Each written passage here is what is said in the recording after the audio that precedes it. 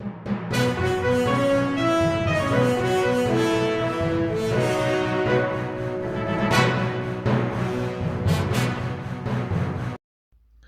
ጤና ይስጥልን ውድ የዋልያ ሚዲያ ቤተሰቦች የዕለተ ሰኞ መረጃዎችን እናልፋለን። በመጀመሪያም የብዙ ኢትዮጵያውያን ደም ነው የወሰደው፣ የኢትዮጵያ ደም ነው ያለህ እንለዋለን። ይህ በሶማሊያ ኢትዮጵያ የቀድሞ አምባሳደር ወንድሙ አሳምነው ለአሁኑ የጁባላንድ ግዛት ፕሬዝዳንት ማዶቤ በቀልድ መልኩ ጣል ያደረጋቸው ነገር ነው።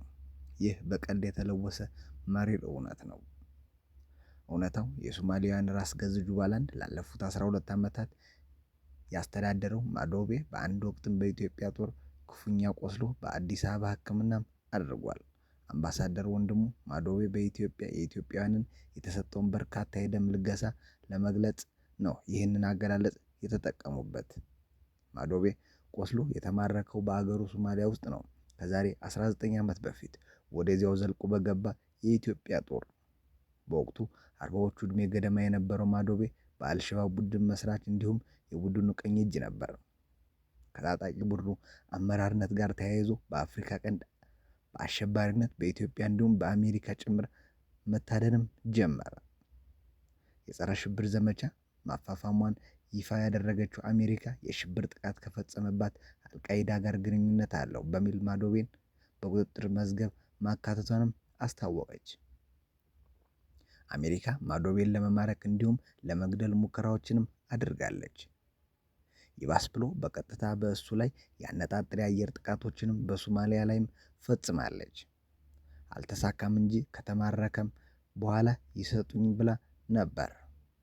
ኢትዮጵያ ወታደሮችን በበኩላቸው ማዶቤን የመግደል ሳይሆንም የመማረክ ተልእኮንም አንግበው ጦሩን ይመሩ ከነበሩት አንዱ ማዶቤ የማረኩትን ኮሎኔል ገብረ እግዚአብሔርን አለምሰገድ ለቢቢሲም ተናግረዋል።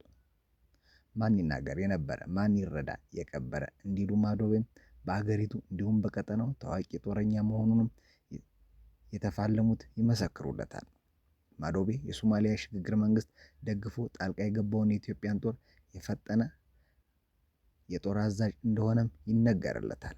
በቀድሞ አሊ ኢታድ የሶማሊያ እንዲሁም እሱን ተከትሎ በወጣው የሶማሊያ እስላማዊ ፍርድ ቤቶች ህብርም አመራር የተመሰረተው ራሱ ካምቦኒ ብርጌድም የተሰኘውን የጦር ክንፍም በማንቀሳቀስ በርካታ ግንባሮችም ተፋልመዋል። ማዶቤ ቅጽል ስሙ ነው። በቤተሰቡ ውስጥ የቆዳው ቀለም ከሌሎቹ ጠቁሮ በማለቱ የተሰጠው ስም ነው። ማዶቤ ጥቁር እንደማለት ሲሆንም ትክክለኛው ስሙ መሐመድ አህመድ ኢስላም ነው። የሼክነት ማዕረግም አለው። ማዶቤ ቁልፍ የአልሸባብ ሰው ብቻ ሳይሆንም የአልሸባብንም በአንድ ወቅትም በምክትልነትም መርቷል። በተጨማሪም ኢትዮጵያ የሶማሊያ ጦሯን ያዘመተችበት እንዲሁም የአልሸባብ ወላጅ የሆነውን የሶማሊያ እስላማዊ ፍርድ ቤቶች ህብር አመራርም የደቡባዊቷ ሶማሊያ ከተማ ኪስማዮ ሊቀመንበርም ነበር። በ60ዎቹ አጋማሽ ዕድሜው ላይ የሚገኘው የአሁኑ ማዶቤ በደቡባዊ ሶማሊያ ራስ ገዝ ከሆኑት ግዛቶች ጠንካራ የሆነችውን ጁባላንድ መሪ ነው። 2.5 ሚሊዮን ነዋሪዎች ያላት ጁባላንድ የአገሪቱ የስበት ማዕከል እንዲሁም ባላት የተፈጥሮ ሀብትም የተነሳ የሶማሊያ የዳቦ ቅርጫትም ትሰኛለች። የግዛቲቱ ዋና ከተማ ኪስማዮ ከአገሪቱ ታላላቅ ከተሞችም እንዲሁም ትልቅ ወደብ አንዷ ናት። በተፈጥሮ ይዘትም ጋዝና ከሰል ሀብትም ክምችት የታደለች ምርታማዋንም ኪስማዮ ወይም ጁባላንድ ለመቆጣጠር አልሸባብን ጨምሮ ሌሎች የሶማሊያ ሚሊሻዎችም ተፋልመዋል። ማዶቤ ኬንያና ኢትዮጵያንም በሚያዋስናት ጁባላንድ እና እንደ ፕሬዝዳንት እንዲሁም ከማዕከላዊ መንግስት በላይ ነው የሚታየው። የፌዴራል መንግስቱን ስልጣንም ይገዳደራል። ካልተስማማበት ፍንክች የሚል ሰው አይደለም። ጦርም ለማዘም ወደኋላ አይልም። ፈገግታ የማይለየው ማዶቤ በቅርቡ ከሶማሊያ ፕሬዝዳንት ሐሰን ሼክ መሐመድ ጋርም ከምርጫ ጋር በተያያዘም እሰጥ አገባ ውስጥም ገብቶ ነበር።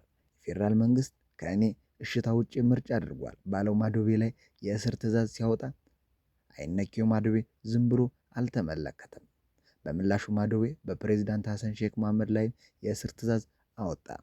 ፕሬዝዳንቱን በሀገር ክህደት የእርስ በርስ ጦርነት በማስነሳት የሀገሪቱን ህገ መንግስታዊ ስርዓትም ለማደፍረስ ሞክሯል አላቸው። በእስር ትዕዛዝ ብቻ አልተወሰነም። ከራሱ ካምቦኒ በኋላም የመሰረተውን ዳርዊሽ የተሰኘ ልዩ ኃይሉም ከሶማሊያ ብሔራዊ ጦር ጋርም ግጭት ውስጥ ገብቷል። አልኢትሃድ አልኢስላሚያን በአውሮፓውያኑ 1980ዎቹ በመቀላቀልም የተዋጊነትም ህይወቱ የተጀመረው ማዶቤ ከአልሸባብ መስራች አንዱ ነው። በወቅቱ በአውሮፓውያኑ 2006 ነበር ሞቃዲሾ እና ደቡባዊ መካከለኛ ሶማሊያ የሚገኙ አካባቢዎችን በእስላማዊ ፍርድ ቤት ህብር ቁጥጥር ስርም የነበረበት ወቅት ነው።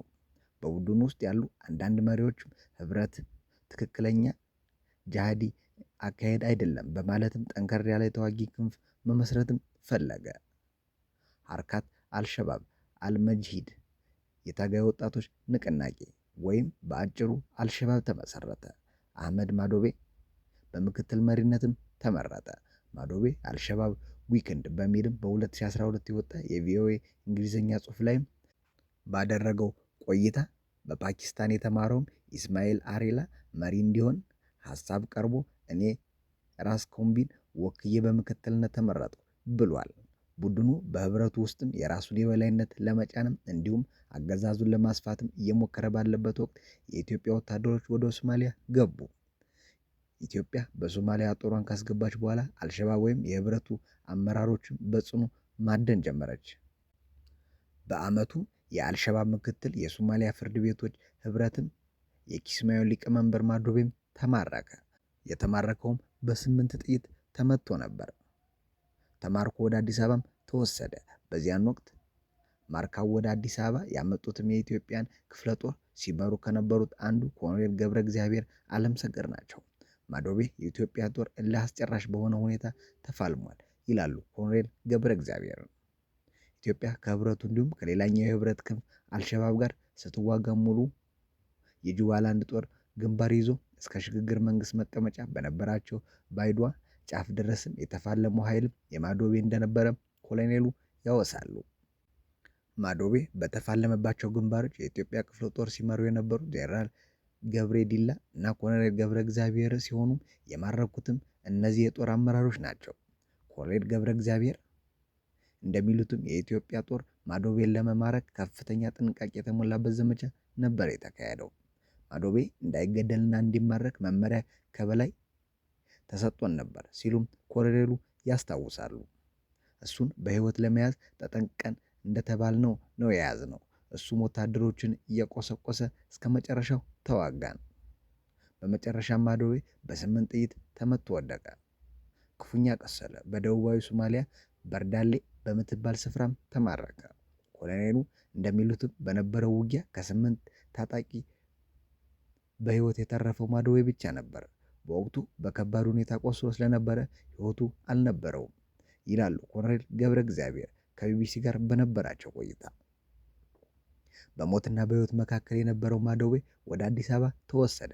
ኮሎኔል ገብረ እግዚአብሔር ራሴ ነኝ በሄሊኮፕተር ወደ አዲስ አበባ የወሰድኩትም ሲሉ ያስረዳሉ።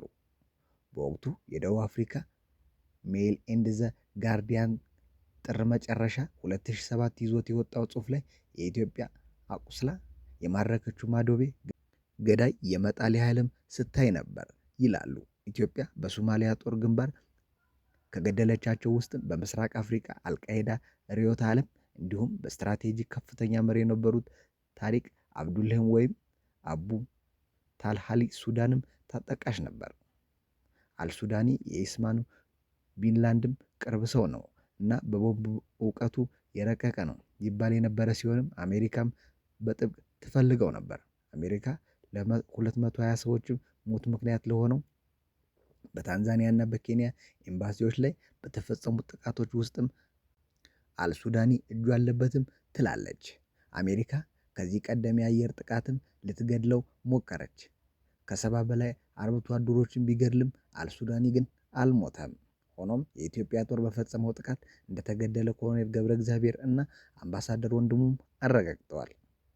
በሶማሊያ የመሐመድ ሲያድ ባሬ አገዛዝም መውደቅን ተከትሎ ከጎሳ በተጨማሪም የእስልምና እምነት መሰረት ያደረገ ፖለቲካዊ እንቅስቃሴዎች ማንሰራራታቸውም ቀጠሉ።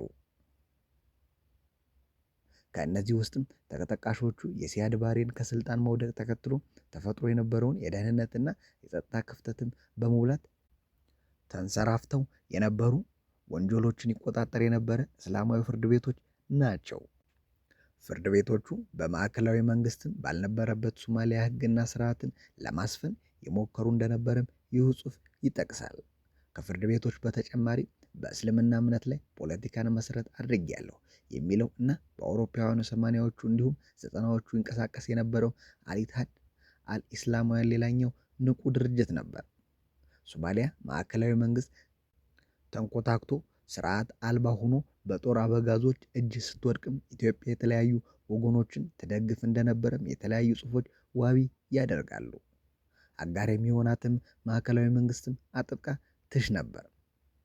አብዱላሂ የሱፍም በ2004 እንደ ኢሮፓ አቆጣጠር የሶማሊያ ሽግግር መንግስት ፕሬዝዳንት ሆነው ወደ ስልጣን እንዲመጡ ከፍተኛ ሚና ተጫውታለች። ኢትዮጵያ ብቻ ሳትሆንም ሲአይኤም የጦር አበጋዞችን በማስታጠቅና በገንዘብ ድጋፍ ያደርግ ነበር። በጆርጅ ቡሽ የሚመራው መንግስት ይህ እንዳላዋጣለት ሲያውቅም ደካማውን የሽግግር መንግስትም መደገፍ ጀመረ። ሆኖም የፍርድ ቤቶቹ ስብስብ የሆነውም የእስላማዊ ፍርድ ቤቶች ህብረት የጦር አበጋዞችን ጥምረትን በማሸነፍ በ2006 ሞቃዲሾንም ተቆጣጠሩ። በወቅቱ የአገሪቱን ይመሩ የነበሩት ጠቅላይ ሚኒስትር መለስ ዜናዊ የእስላማዊ ፍርድ ቤት ህብረትን አብዛኛው አመራር ከአልኢትሃድ አል እስላሚያ የመጣ ቢሆንም ለሀገራቸው ስጋትም ያጋረጠ መሆኑን ተናገሩ።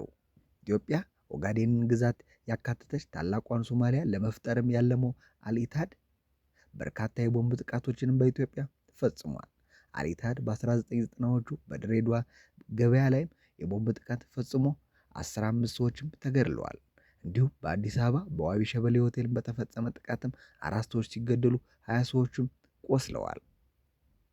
አልኢትሃድ የኢትዮጵያ ትራንስፖርት ሚኒስትር የነበሩትን አብዱል መጂድ ሁሴንንም ለመግደል በ1996 መደረጉንም ኃላፊነት መውሰዱን በስታንፎርድ ዩኒቨርሲቲ በ2016 የወጣውን የታጣቂ ቡድኖች እንቅስቃሴ የሚከታተለው ማፒንግ ሚሊታንት ኦርጋናይዜሽን ጽሑፍም ያስረዳል። ኢትዮጵያ በአልኢትሃድ መሪዎች እንዲሁም የጦር ስፍሮች ላይም ያነጣጠሩ ጥቃቶችን ለመፈጸም ጦሯን ወደ ሶማሊያ አስገብታ ወታደራዊ ዘመቻ ማካሄዷ ይታወሳል።